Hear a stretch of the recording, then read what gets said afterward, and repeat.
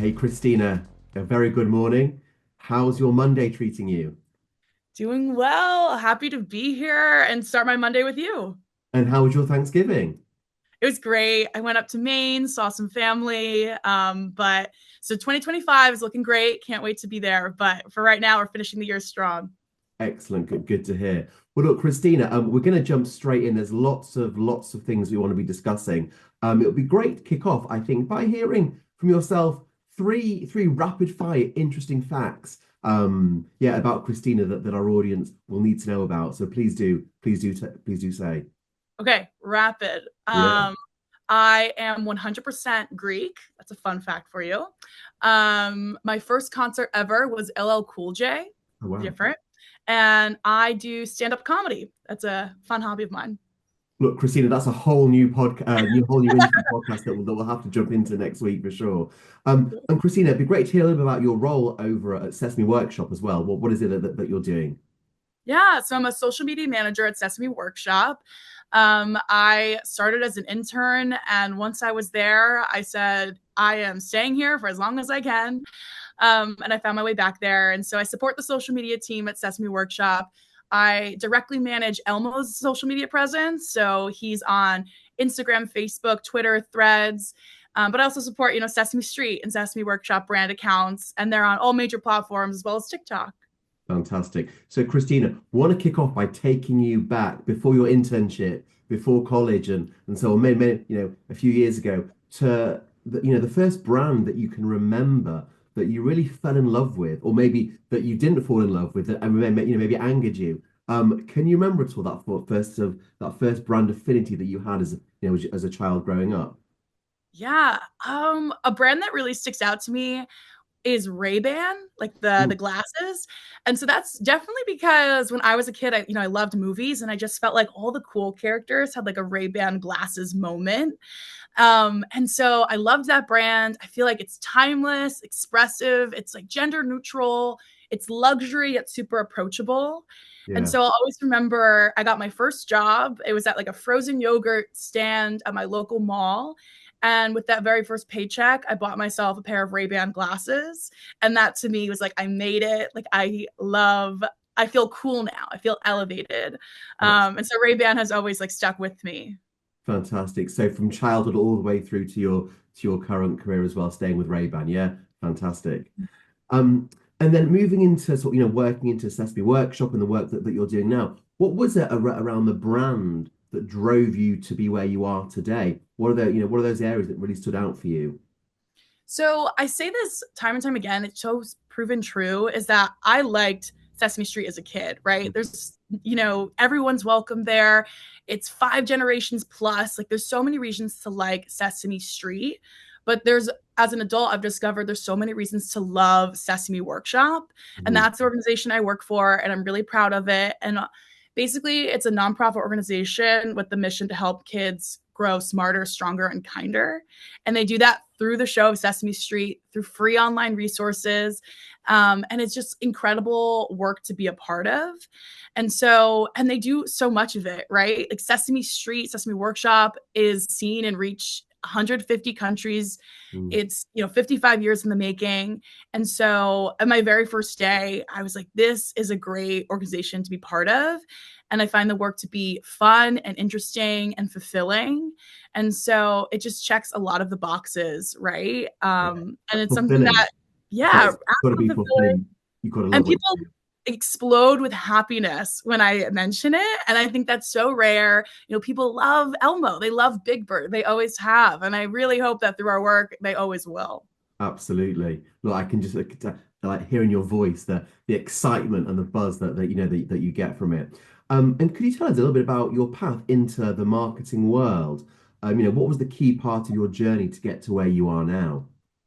I never really thought I was going to end up in social media marketing specifically. Mm, Um, but now, like looking back, it really is so clear, right? I feel a big part of what got me here was just saying yes to different opportunities. And that's like from being a student, right? Like I said yes to one thing that got me the next thing, and it just like opened my mind. And I followed, what interests me, right? Like TV, movies, production. And then I discovered different skill sets and what I liked and also what I didn't like. So I learned that like I don't think producing is actually for me, like through trial and error. And then discovered that there's this whole world of the business and the marketing behind the content that I love and enjoy. And Mm, so I just kind of kept following that. And then I looked at what organizations, what brands I thought like I connected with that had great values, that had great brand expression. And sure enough, I found my way to Sesame Street. yeah. And it's been, full force ever since. And those values that you mentioned, what are some of those values that are really important to you when not only, working with a brand, but interacting with a brand as well? What are those values? So, right, we have this like leading star, our mission of helping children everywhere grow smarter, stronger, and kinder. So, everything is rooted in that mission. But Mm, I think, it pours out into kindness and joy, inclusivity, right? And that shows up in a lot of different ways. And depending on what, people need of this moment, like Sesame Workshop has evolved to meet those needs. So right now, our big curricular push is emotional well-being. And Sesame Workshop has developed show curriculum, free online resources to mm. help children, their families, their caregivers understand, talk about emotional well-being. And I just think it's so important, so relevant, right? And it's just there's so much good that can come from that work, and it all connects to the mission, to the values, to the brand. It's really all encompassing.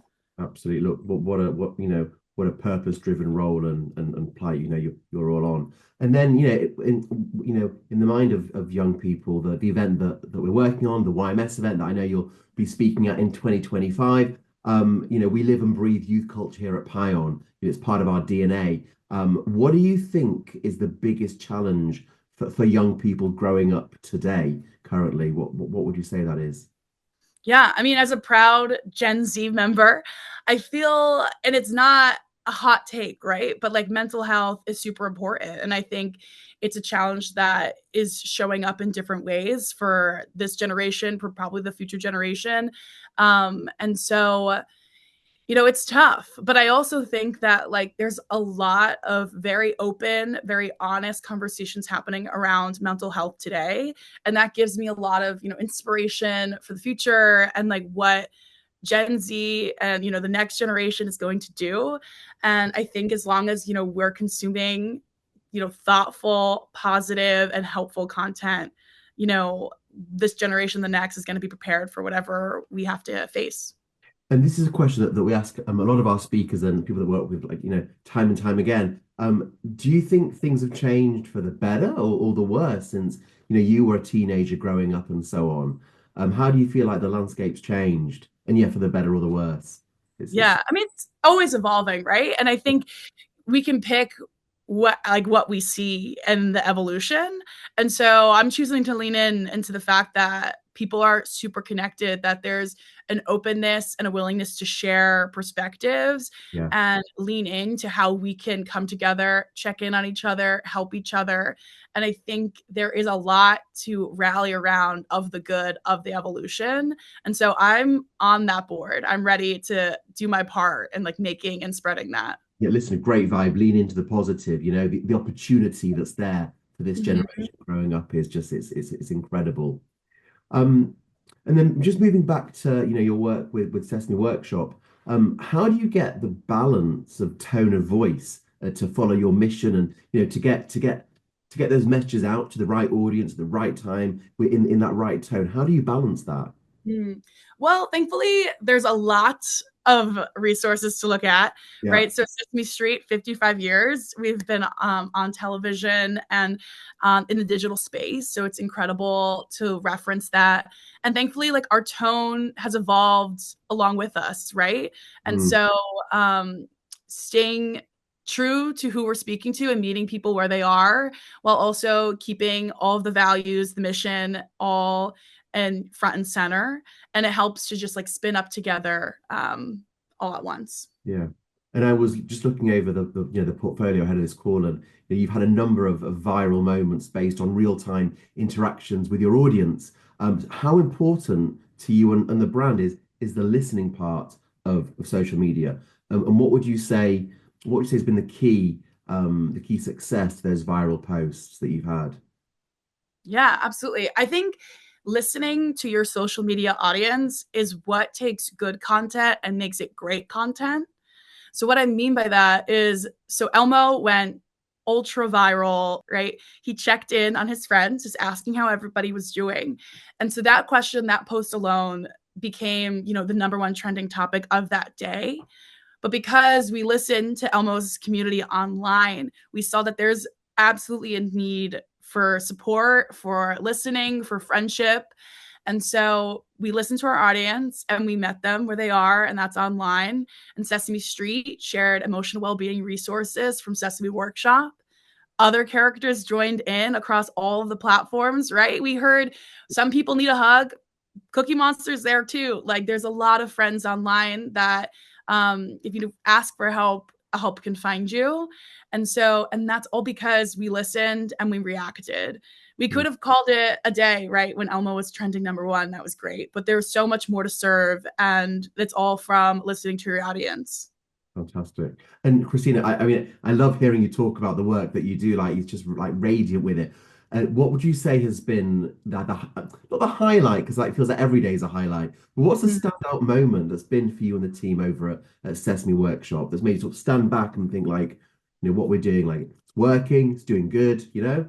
Yeah, I mean, there's been many, and I will say there are some lowlights too, right? This is still a job, this is still Yeah. work, but some highlights for sure has to be Elmo's viral moment, right? I think, and he's had a few, but the Elmo check-in, very fulfilling too. But to know that, people were checking in on their friends and their loved ones, Mm. and felt very seen and heard through that was incredible, right? To see Elmo, the character, talking about my work on Good Morning America, Today's Show is exciting, right? But it goes beyond Elmo's check-in too. But most recently too, from that, Elmo had a great conversation with Andrew Garfield, and he checked in on his friend Andrew. I don't know if you saw it, but it was really special, and I encourage everyone to go take a look. And they just had a really open, honest conversation around grief and what it means to miss someone, and how love shows up in different ways at different times. And I think that's all through the work of not only just Sesame Workshop and talking about these tough topics and Mm. having really great, examples of how to display this curriculum and these learning points, but then how people need it, right? And people react really well when they feel that authentic connection that our characters and our show and our resources bring to life. Absolutely. And look, I think it's like you said, like taking on those big issues, those big topics, but conveying it in a way that not only like rings true to the audience, but is done from a good place. I think it's like absolutely paramount. Absolutely. And Um, from a trusted friend and show, right? Like yeah, 55 absolutely. years, 5 generations of people have known Big Bird, right? So I think it's a little different when it comes from someone that you feel a close kinship to. And Elmo, right? Like it all is because of those furry friends and a trusted place like Sesame Street where everyone is welcome. Yeah, and it feels like a safe space, a safe Yeah. space to share. And then Christina, you did touch upon it, but those challenges, it's not every day like is a great day. What have been some of the biggest challenges that you faced? Yeah, I think in my role, is that in my challenges in this Yeah, role? yeah, yeah, absolutely, yeah. I mean, it's a honor, but also a lot of pressure, right? To carry on Mm, the legacy of this character, of this brand, of the show. Um, you know, the Sesame Street has been around for 55 years for a reason, and it's because it's a trusted, beloved show and hub for learning and growth and inclusivity. And so with that, there just comes like an elevated need for do the best work, put out the best content, and live true to the legacy that has come before me and hopefully comes after me. So I think that is a challenge, but I think it's great, right? And you have to lean into the honor, the privilege, and just at the end of the day, feel driven to do the best work. Absolutely. Look, I absolutely agree. Feel driven to do the best work.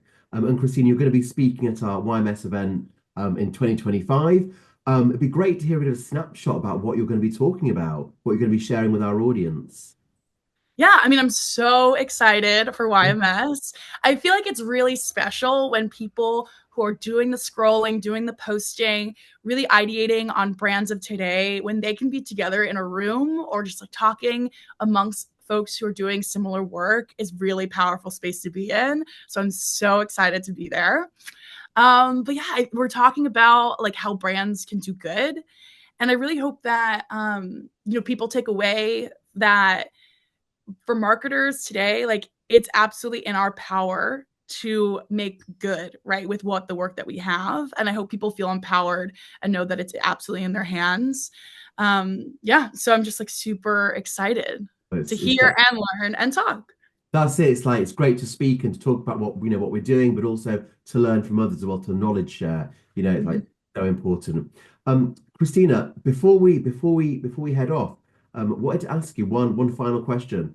If you could speak to your younger self, and give them one piece of advice, what would that one piece of advice be?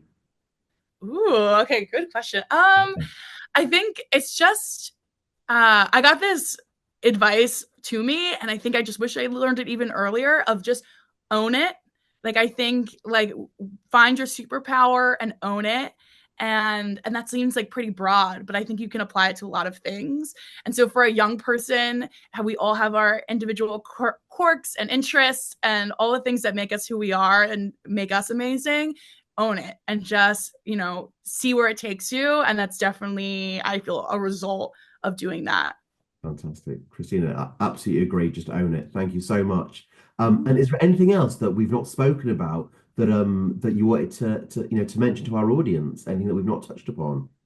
I mean, just I'm excited for YMS. Yeah. Can't wait. I think also, right, follow Sesame Street, follow Elmo. All the furry friends are online. They're waiting to engage with you. So get on there. We'll put some And if you links in the description. Yeah. Okay. Amazing. Can't wait.